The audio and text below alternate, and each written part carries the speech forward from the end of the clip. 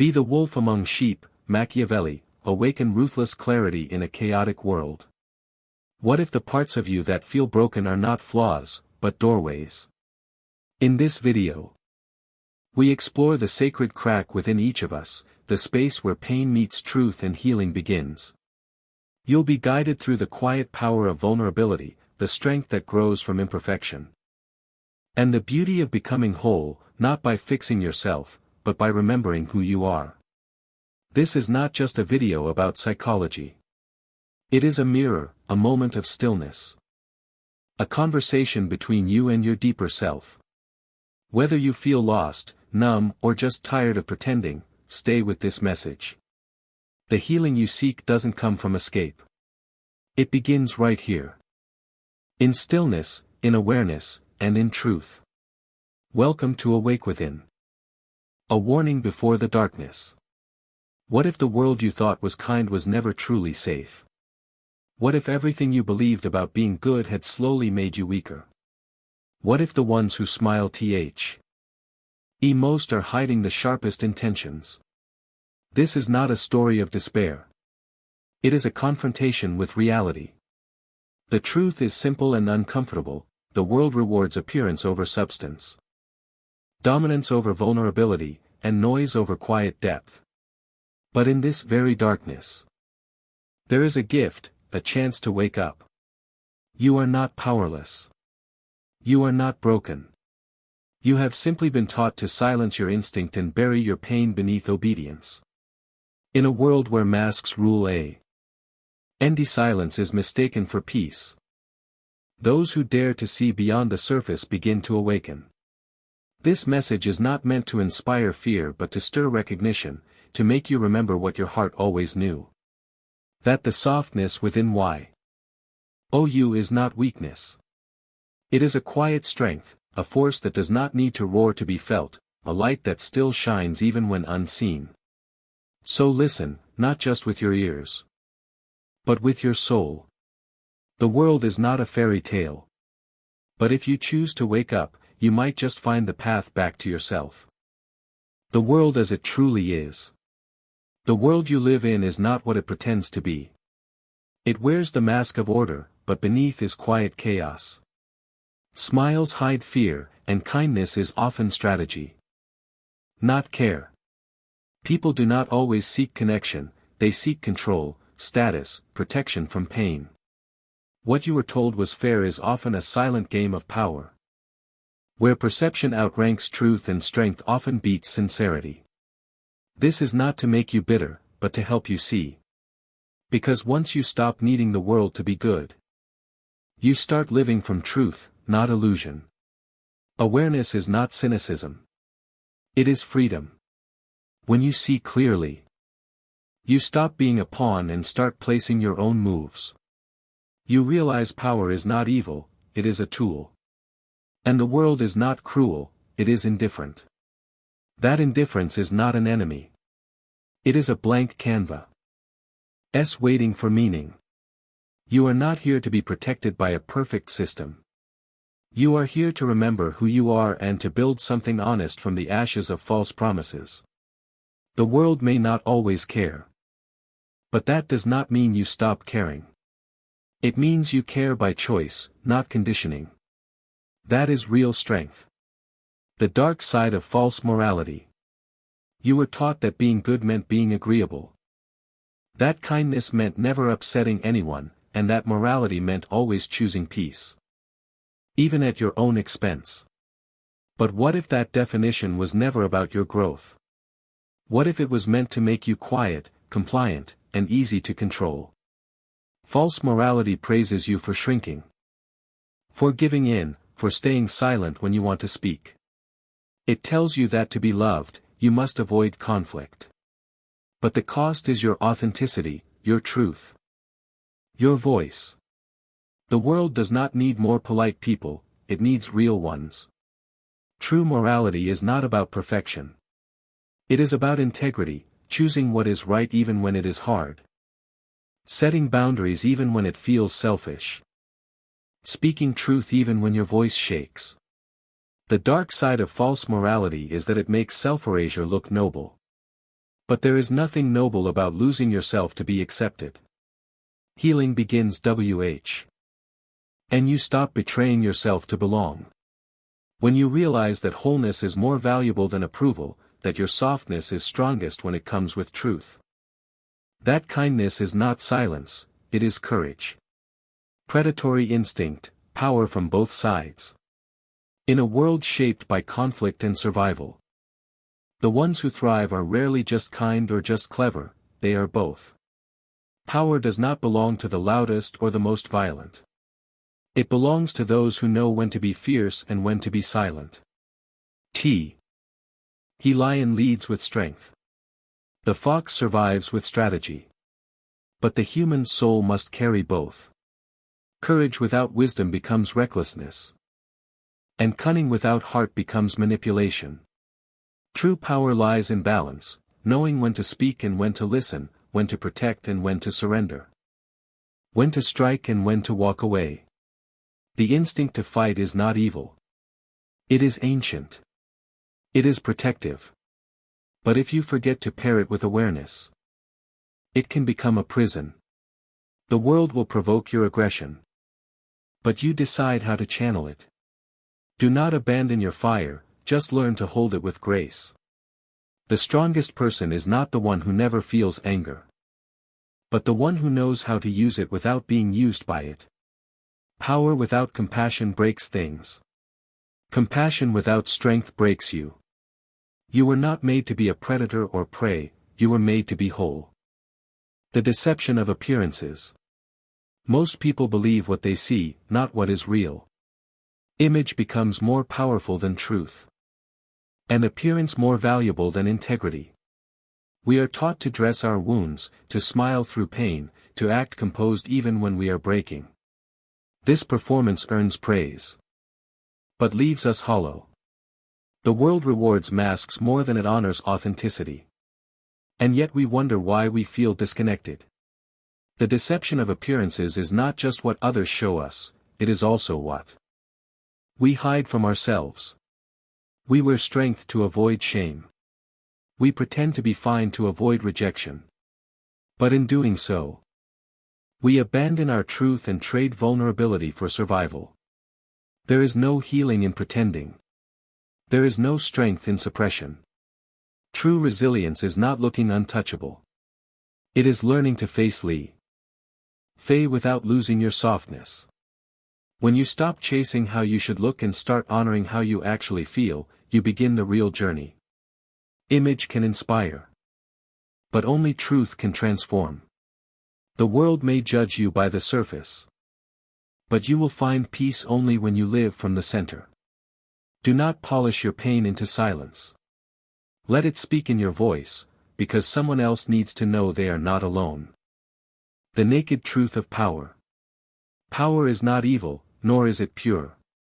It is a force, like fire. And it becomes what the one who holds it chooses it to be. Yet most people are taught to fear it or deny it. They are told that wanting power is dangerous. That seeking influence is selfish. But here is the truth, power in itself is neutral. It is how we use it that defines its nature. When we pretend power does not matter, we leave it to those who misuse it. We silence ourselves and call it virtue. We step back and call it humility. But avoidance is not integrity. And fear is not wisdom. Real power begins when you stop hiding from responsibility and start shaping your life with intention. It is not about control over others. It is about self-mastery, about stand in your truth when it would be easier to please or disappear. Power is the ability to protect what matters, to speak when silence is safer. To act when passivity is rewarded. You do not have to dominate to be powerful. You do not have to harm to be strong. The naked truth of power is this: you have it. Even when you have forgotten. You carry it not in your ability to win, but in your ability to stay grounded, compassionate, and awake in a world that tempts you to be otherwise. You are not powerless. You are simply being called to remember. Between virtue and fate Life moves through two forces. The one you control and the one you do not. The ancients called them virtue and fortune. Virtue is not moral perfection. It is the strength you build through awareness, through courage, through disciplined action. It is your response to life. Fortune is the unpredictable. It is chaos and coincidence, the storm that arrives without warning. The loss you never planned. Virtue cannot stop the storm, but it can teach you how to stand in it. Many wait for perfect conditions before they act. But those who grow do so even when the ground is shaking. To live fully is not to eliminate chaos but to meet it with clarity. When you develop your inner capacity, you stop fearing what may come because you trust who you will be when it arrives. Fortune may shake your world, but it does not have to shatter your center. You prepare not by predicting every outcome but by becoming someone who can adapt with wisdom and lead with heart. You cannot always control fate, but you can choose the character with which you meet it. Life does not ask you to be invincible, only real. Not perfect, only present. Not fearless, only rooted. When virtue meets fortune, it does not guarantee ease, but it creates meaning. You do not need a perfect life to live with power. You need a resilient spirit and a steady soul. The strategy of the awakened. Wisdom is not just what you know, but how you apply it. Strategy is not manipulation. It is awareness put into motion. It is the ability to see patterns, to sense timing, to move with clarity instead of chaos. The awakened do not react to everything. They pause. They observe. They choose where to invest their energy and where to withdraw it. They understand that not every battle is theirs to fight, and not every opinion requires a response. True strategy comes from the inner stillness that replaces impulse with insight. You learn to act without noise, to protect your peace without explanation, to make decisions not from fear, but from grounded intent. This kind of strategy is not about winning over others but mastering the way you walk through the world. It is knowing when to speak and when to remain silent, when to lead and when to let go. When you are awakened, you stop chasing control and start embodying clarity. You stop proving yourself and start becoming yourself.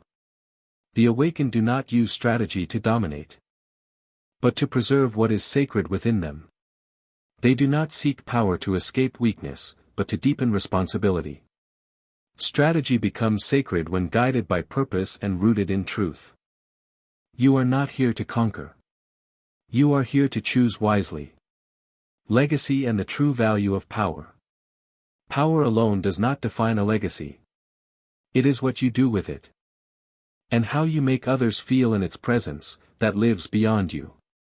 Some use power to dominate, to control, to feed the illusion of invincibility. But true legacy is never built on fear.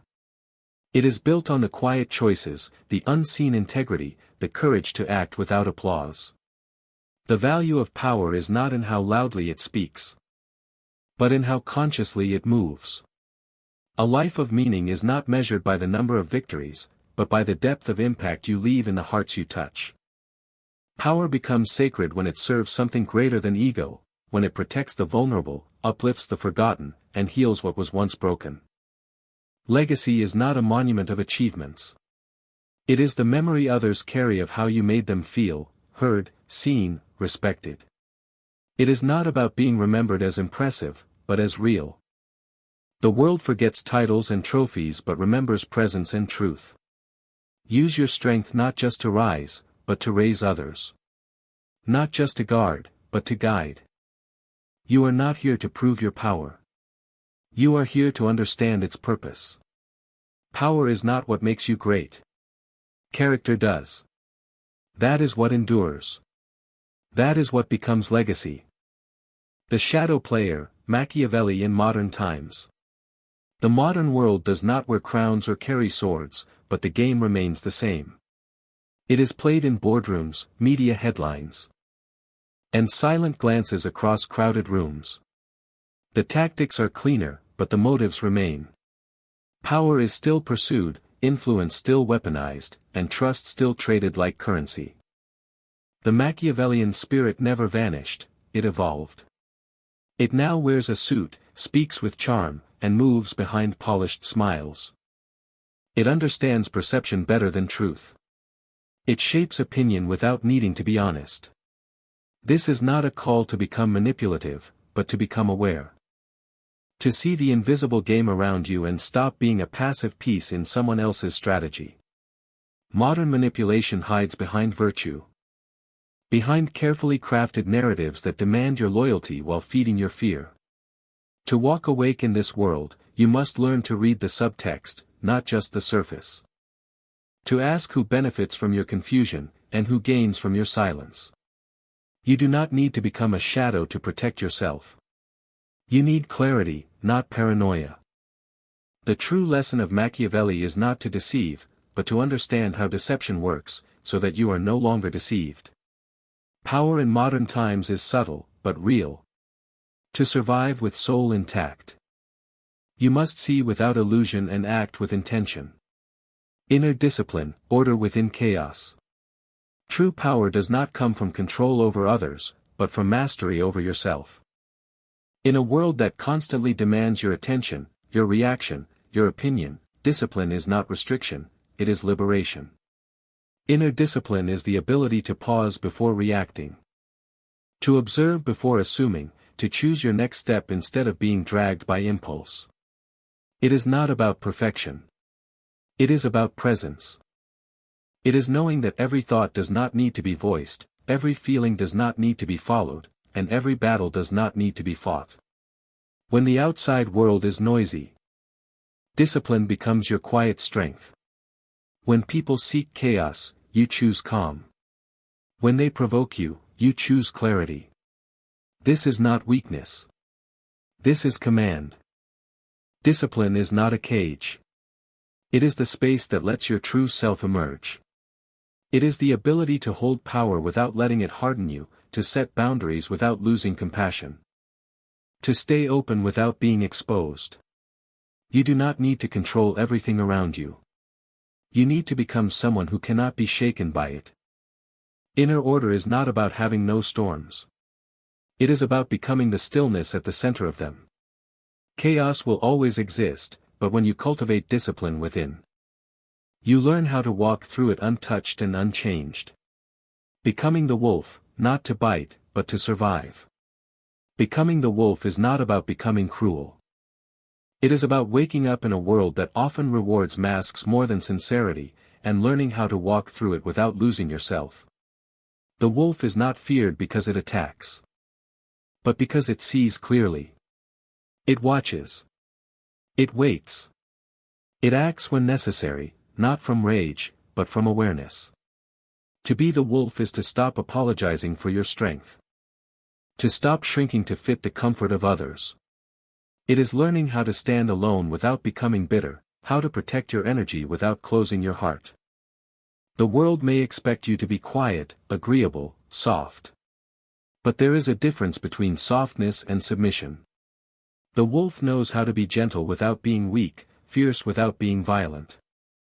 Being the wolf means carrying wisdom inside, instinct on the surface, and peace at the core. You do not need to become sharp to survive. You need to become clear. You do not have to bite to be respected. You need to know when to speak and when to walk away. Power is not volume. It is presence. Becoming the wolf is not about proving anything. It is about remembering that your voice, your truth, and your peace matter, even when the world forgets them. The crack within, where the light enters. There is a place inside you that breaks, not because you are weak, but because you have lived. Because you have loved deeply, lost honestly, and felt the full weight of being human. That crack is not your failure. It is your opening. The world teaches us to hide our pain, to mask our struggle. To pretend we are whole even when we are not. But healing begins where pretending ends. The crack within you is where the light gets in, where truth begins to replace performance. Where courage begins to grow not from pride but from vulnerability. You are not here to be flawless. You are here to be real. And being real means feeling grief, rage, tenderness, hope, all at once. Without apology. It means allowing yourself to be seen, even in your unfinished state. When you stop treating your brokenness as something to be fixed and start seeing it as something to be felt, you unlock a deeper strength. You begin to understand that resilience is not about never falling, but about rising again with more honesty, more compassion, more depth. The crack is not the end of your story. It is the part that makes your story worth telling. Awakening from within, rediscovering the meaning of life. Meaning is not something you find waiting at the end of success or perfection. It is something you create, moment by moment.